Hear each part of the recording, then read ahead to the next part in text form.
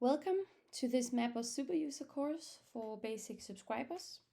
My name is Leah and I'm going to walk you through the Superuser course where I will teach you a bit about the MapUs functionalities and how to navigate your MapUs platform.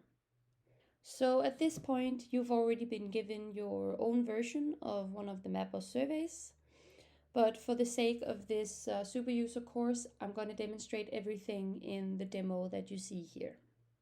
Today we're going to walk through the front page that you see here, and we're going to walk through basically everything you see in the menu panel over here. So I'm going to go through the basic admin functions, which in your case are group creation and group administration. And then we're going to go through the report module and how to navigate this. And lastly, I'm going to go through admin management. So what you see here is your front page for your MapUs survey. And this is the page that all respondents enter into before pressing start and beginning the survey. So what the front page basically does is that it gives the respondent kind of like a taste or a preview of what type of universe they're about to enter. So they can see all the competences and they can see what all the competence descriptions are and stuff like that, but you can't press anything and you can't interact with it. So it basically just gives you a taste of what the respondent is about to enter. Up here we have your survey title, and right below that we have a survey description.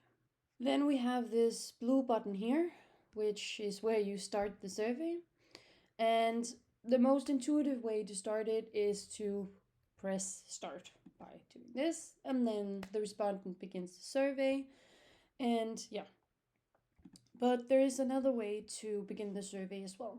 And if you press the little arrow over here, you have the possibility to enter a PIN code. And the PIN code is basically just a different way of accessing the survey, but we will get back to the PIN code in just a little while. So now we'll move on to the basic admin functions, which, as I mentioned before, in your case is group creation and group administration. So groups are basically a way to segment your data and your respondents into different groupings. The groups are really useful to divide your respondents into these different groupings, and then you can work more purposefully with your reports and with your results afterwards. So, for example, if you're a smaller company and you want to measure the competences of your employees in the spring and you want to measure them in the fall as well, you can create two groups, one for fall and one for spring. If your company has different departments and you want to divide your departments into groupings, you can make groups for marketing, IT, etc., etc. So basically groups are just a really useful way of segmenting your data. And first I'm going to show you how to create a group. You do that by pressing the create group over here. We're going to press it. And then this little box comes up. Here you will be asked to give the group a title and maybe a private note if you would like to. So we're going to call this test group 1. And the private note is not visible to the audience. You can type something if you would like. It's basically just there to help you remember the group if you need to. So we're going to write this is a test group. Like this. And then when you're ready, you just press create group session. And this is where the PIN code comes in. So we have the PIN code and we have the link to the survey. So the link to the survey is, it's basically the access, or it's the gateway for the respondents. So this is probably the easiest way or the most intuitive way to do it. You just copy paste this link and then you send it out to the employees that you would like to take the survey and belong to this group. But if for some reason, if you don't know the email addresses of all the respondents or something like that, if you're, for example, hosting a workshop where you have 20 people in there and you don't know the names and email addresses of all of them, you can give these people a PIN code. And that PIN code is just to be typed in where I showed you before, and then they can access the survey that way through. So when people either use this link or they use this PIN code and they take the survey, they will automatically be placed in this group that you have just created. Down here we have the link to the group results. So this is the direct link to the group report for this specific group. So now we've created the group, and I will show you what you can do in group administration. So if we press view groups down here, you will get a list of all the groups on your portal. We have a bunch of test groups here. They will of course look different on yours because you have made them yourself. But here you will see the whole list of all the groups. And out here you can see how many users are in the groups. And you can also view the group result directly from here. So we're just going to try and press a group, and then I'm going to show you how group administration works. So here we have test group run, which we just created together, where you can see and change the title and the description. You can also see who's the owner of this group. The owner is the person who created the group. You have the PIN, which you can also change.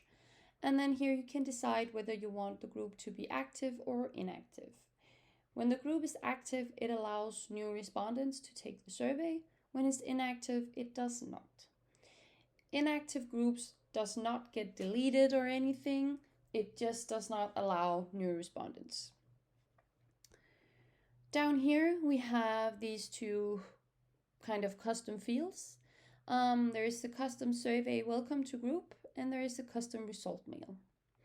So embedded in the MapUs platform are two like auto-generated messages. There is an auto-generated welcome message to groups, and there is an auto-generated custom result email. If you type in something here, you can override the general messages and the general email. So if you, for example, want to give some specific information for specific groups, you can type in the welcome message here, and you can type in the result mail here, and then it will override the other ones. So basically, this is a really good way where you can like target your communication to all your groups if you would like to. This is also where you delete a group permanently. But do note that if you delete a group permanently, we will not be able to get it back. So always be mindful when you delete stuff, because when it's deleted, we cannot retrieve it for you again. Here you can also see the link to the group report. So this is the link to an aggregated report of all the respondents in this specific group. And down here you have the direct link to their questionnaire. So this is the link that you use when you want to distribute this questionnaire within that group, as I showed you before. Here you can also search for users in this group. This is an empty group, so there will be no users, but if you want to find a specific user either by their name or their email, you can also do that here.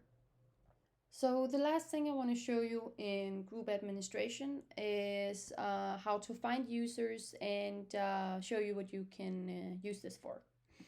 So if you press find user over here in the menu panel, you'll get this search bar.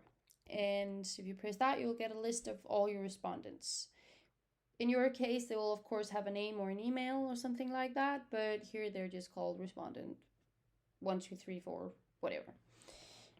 So we're going to press responded 12, and then you get this box. So here you can see the name of the respondent, the email of the respondent.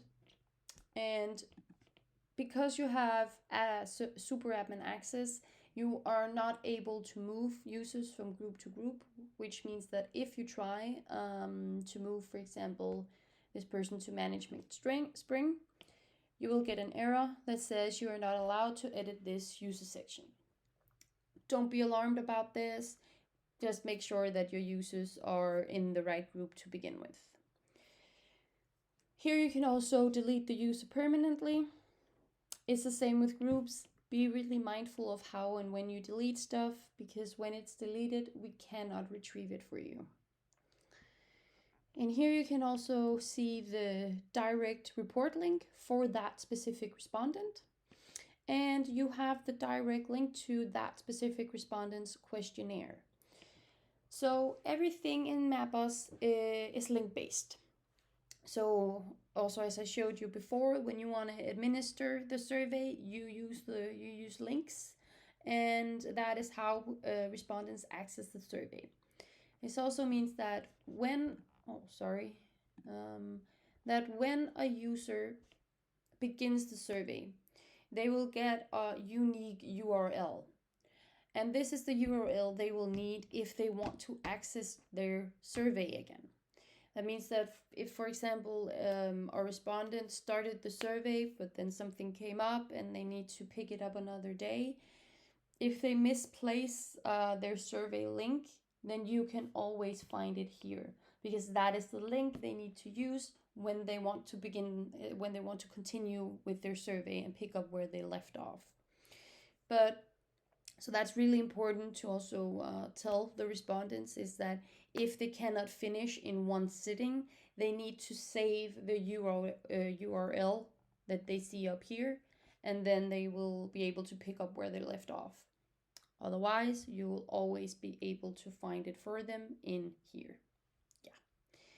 And down here you can see what group that user belongs to. And yeah, that is find user.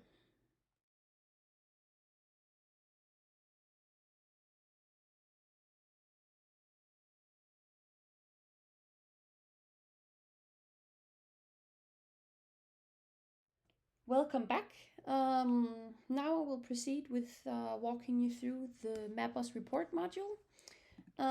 This is probably the biggest chunk of information, but we'll take some breaks on the way, and then we should be fine. So the report module is accessed through this one here, the advanced report in the menu panel. So we're going to press that here, and then this is what you will see when you access that. So what we have here is just, it's the front page for your report module.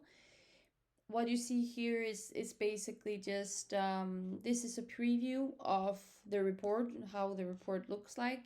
If you, for example, change something here, the preview of the report will change. So this is kind of just a mini version of the report that you would like, or something like that.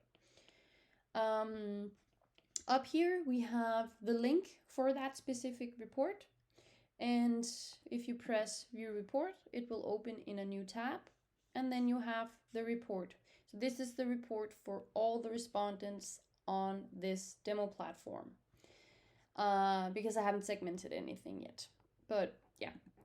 So up here we have select components. The components are basically what you want shown in your report. So it's all the components that you want in the report. You can also include specific competences if you would like, let's say storage, and if you have specific questions that you would like, you can also do that here. Down here we have what we call the data set. So the data set is basically the data that you would like included in your report. Components show what you want shown, and the data is the specific data that you measure on. So here we have like loads of different ways to select your data and choose what you want included in your report. Up here you can set a date, set a title. You can also set a color. The color is basic RGB codes, but you need to use RGB color codes. Google them, they're really easy to find. Here you can also select specific users. You can select specific groups, and this is where the groups come in handy because, for example, you can choose Management Spring, and then the report that you generate here is for that specific group. You can also select respondents on job type, gender, age, minimum response time, maximum response time, or date. So instead of, for example, making groups for fall and spring, you can also select them here based on dates. So, for example, if you want a report for all people who took the survey from January 2022 to March 2022, you set this for January, you set this for March, and then it just automatically generates a report for respondents who took the survey in that time frame. Yeah. What is important to note here as the last thing on the report front page is that your report is dynamic. That means that the link we just opened here, while you have this link open and you have your report module here, the link is dynamic. That means that this link depends on this page. It also means that when you change something on this page, it will automatically change in the report link as well.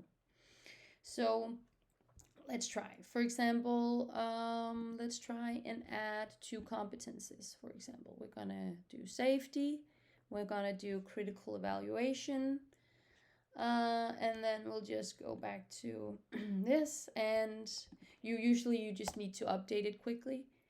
But now you can see what we did.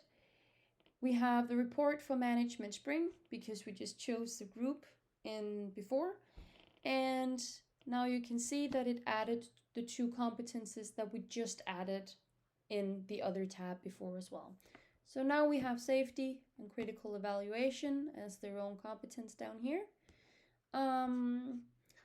So yeah, everything, like until you lock the report, they're really they're dynamic, and the report link will change when you make changes in here in the module itself. So how to lock a report? It's really easy to lock a report. What you do is that you press new report up here in the corner. We'll press new report,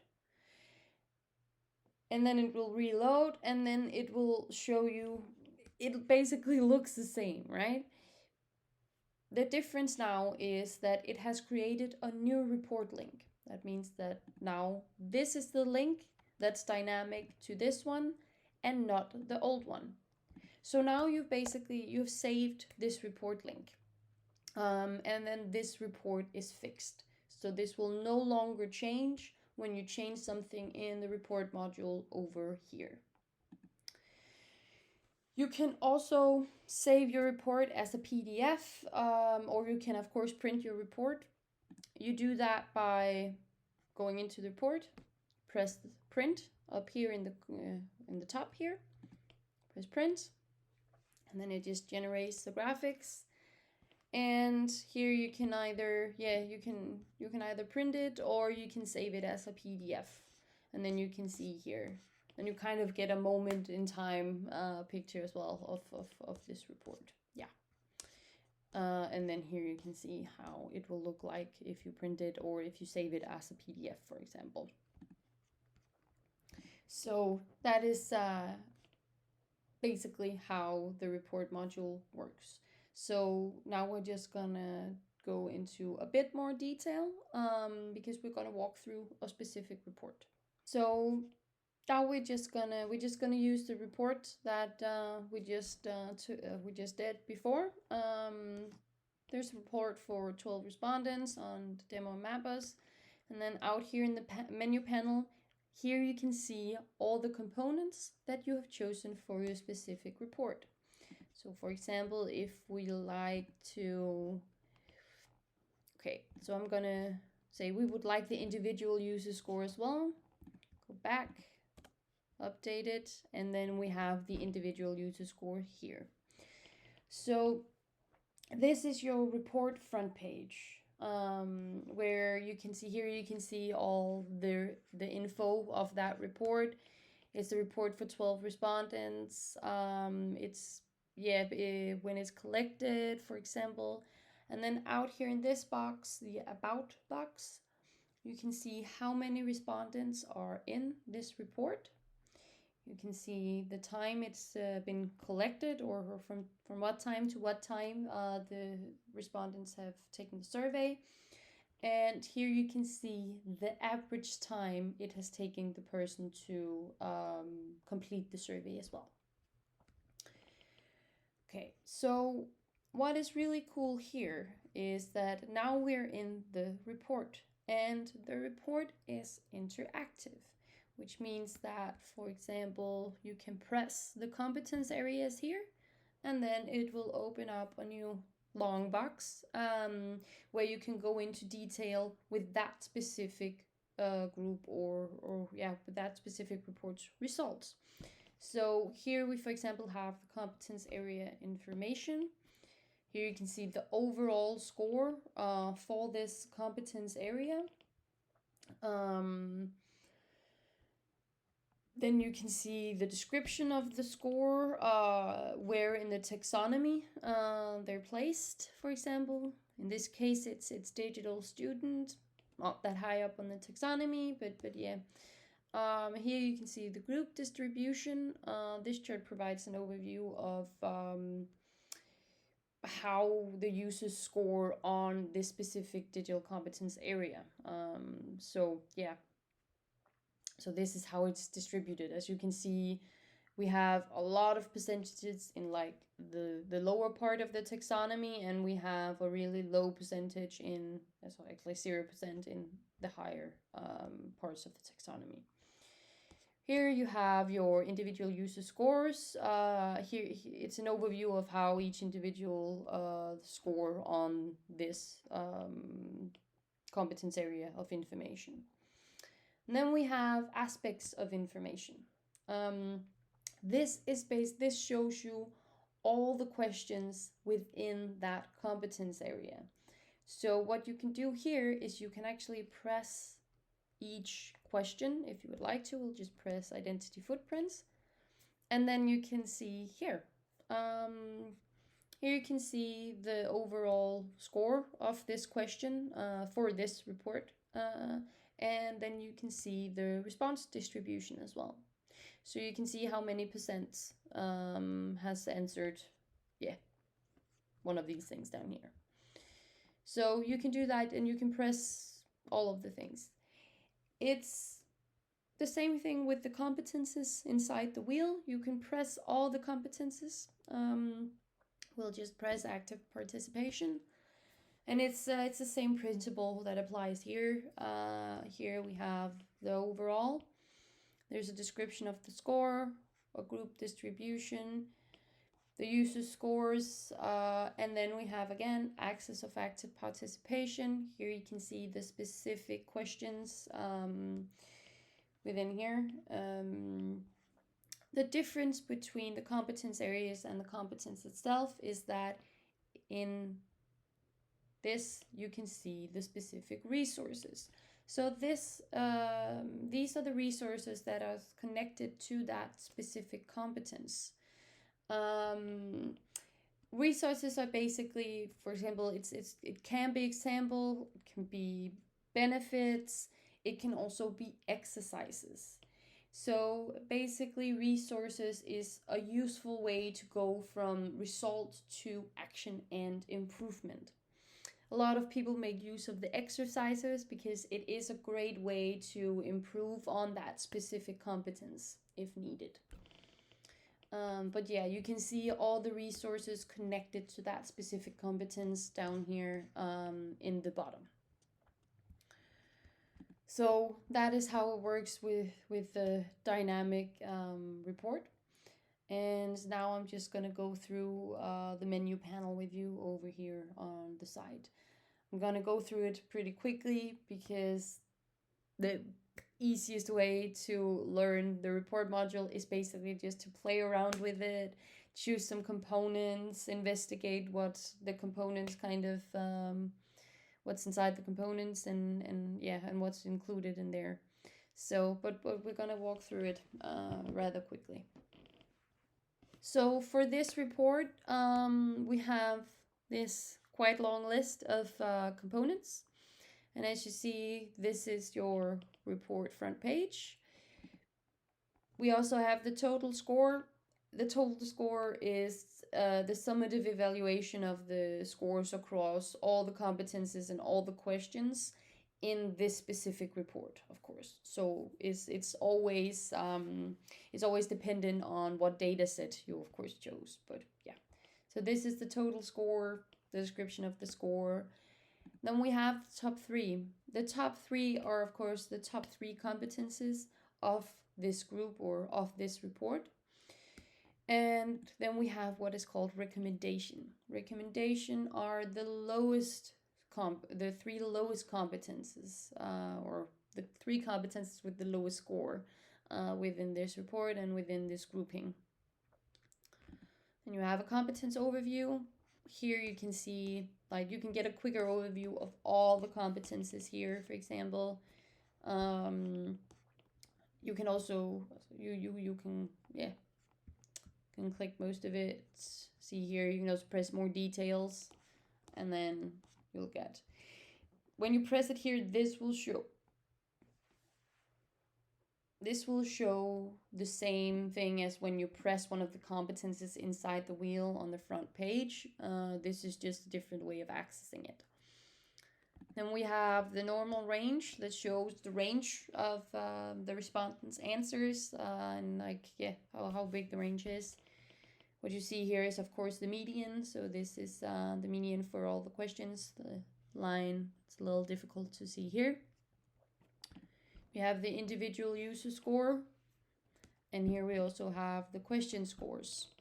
So this is the question scores, and you can also press each bar here. This is the same as just pressing a question. This will also open up the same overview as when you press a question, the way I just showed you before, by doing it through the front page. This is a different way of accessing and seeing how they're scored. And then lastly, we have all the resources. So this is the full list of resources related to all the competences. Here you can filter them by competence and type by using the drop down and stuff like that. So here you can, for example, choose the competence. You can also choose the competence type, and then you can, figure it out, filter the resources in here and see what type of resources that you need.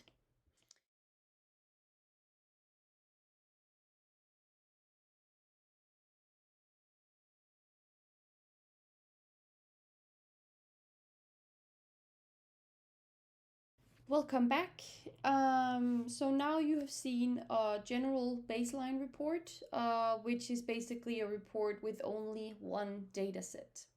I will now proceed with showing you how to do a benchmark report. So a benchmark report is a report where you can compare two or more data sets. You do that down here. So when you want to benchmark your respondents, you just press add a new data set, and now we have two. So what we're gonna do is, like, now we're just gonna make a title for all of them. So we're gonna call this test 1, and the other data set down here we're gonna call test 2. And then you can choose what group, what specific users, what job type, what gender you want to compare. We're gonna do it on group just for the simplicity of it. So we're gonna do management spring, and for this one we're gonna do management fall. So now you can see they have the same color. We're just gonna I'm just gonna write 2, for example. I think that should be it. Okay, it's not the greatest. What about 3? Yeah, that's better. Now we have green. The reason this is called 1, 2, 3 is because we already have some RGB code embedded in the platform. The easiest way is just to find them on Google. Yeah, or play around with it. Try pressing 4 and then see what color comes up. Anyways, now we have 2 data sets, which means that we actually have a benchmark report. Over here, you can see a preview of the report. We're going to press View Report now, and then you can see your comparison report. This allows you to compare and evaluate the survey results across like a series of respondents. As I showed you, you can choose exactly who and what you would like in your data set yourself. But this is how the comparison report looks like. You can see the results for the test 1 group. You can see the results for the test 2 group. So yeah, and here you can't, it's not interactive in a way, but you know, you can see exactly like how many percent is like distributed here and stuff like that. And then you can go to the competence overview, and then you can see, you can compare the 2 groups on each specific competence. You can also press more details, and now you can see exactly, yeah, you can go into a bit more detail on the benchmark report and see like, yeah, where, for example, here you can see that one of the groups is in digital candidate, the other one is in digital student. Quite a bit of difference. You can also see the group distribution and the aspects of story. So this is, of course, for all the specific questions within that competence, where you can see the specific results for group 1 and group 2. We also have the question overview here, where you can see the benchmark here. So yeah, that's basically how you benchmark. The principle is the same until you lock this report. That report will be dynamic. So when you change something in here, it will change up here. And automatically, when you add a new data set, these are the 3 components that will be like the automatic one. But you can always choose, now we have all 3, but you can choose these 3. If you don't want all of them, you can take some of them out, and you can also include specific competences, specific questions, yeah, stuff like that. Last thing I want to say in relation to benchmark reporting is that in principle, you can benchmark as many data sets as you would like. You can benchmark 100 data sets if you would like to. We do not recommend that. We recommend to keep it like fairly simple, because otherwise the overview will get too complex, and it won't serve the purpose as well as you would like. So keep it quite simple, maybe like a maximum of 4 or 5. But in principle, you can benchmark as many data sets as you would like.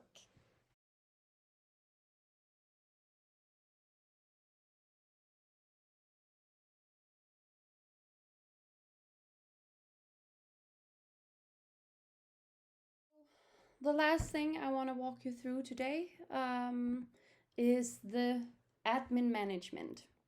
You find the admin management over here in the menu panel under Manage Admins. We'll go here. In here you have a list with all the admins that has access to this survey. And then I will show you how to administer admins and how to create new admins. It's really important to note that you can only add new admins below your own level of admin. That means that you guys as super admins can only add new admins, not new super admins. If you want new super admins, contact us and then we will add them for you. The main difference between the admin access and the super admin access is that the super admin has access to all the groups created in the survey, and they can use all these groups in reporting and analyzing. The admin access only has access to the groups that they have created themselves, and they will only be able to do reports on the admins that they have on the report or the groups that they have created themselves. So that is the main difference between those two. So to add a new admin, you press up here, add new admin. Here you will give it a name, so we'll call it test admin 123. We'll type in their email. It's really important to type in their email correctly because otherwise they will not be able to log in. Here you choose their access level, which in your case you can only add admins. And here you can also choose whether or not you want the admin to be enabled or disabled. If they're disabled, they will not be able to log in, of course. But here you can also delete the admin permanently. Be mindful of how you delete. Here you can see what groups are on this, like accessible groups on this admin. You can see the accessible survey, which will usually be your own survey. Sorry, it is teasing me a bit now. One moment. And now I can scroll down. Yeah. So here you can see the survey that's accessible for this admin. It will usually be will always be your own. And down here you have the login magic link. So the admin can of course log in by pressing login when they want to log in and then typing in their email, and then they get a login link sent to their email. This link you see down here logs them in directly. So you could always also share this link with that specific admin, and then they just log in directly. Then they don't have to put in their email and stuff like that, and then they will just be logged in. So that is how admin management works.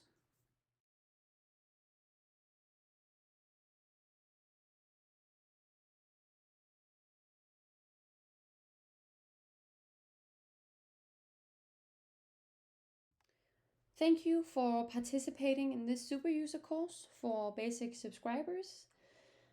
If you would like to learn more about the features of MapUs and how to navigate the platform, please check out our knowledge base on mapus.io. And if you have any questions, please feel free to contact us. You can also find all our contact information on mapus.io. Thank you very much.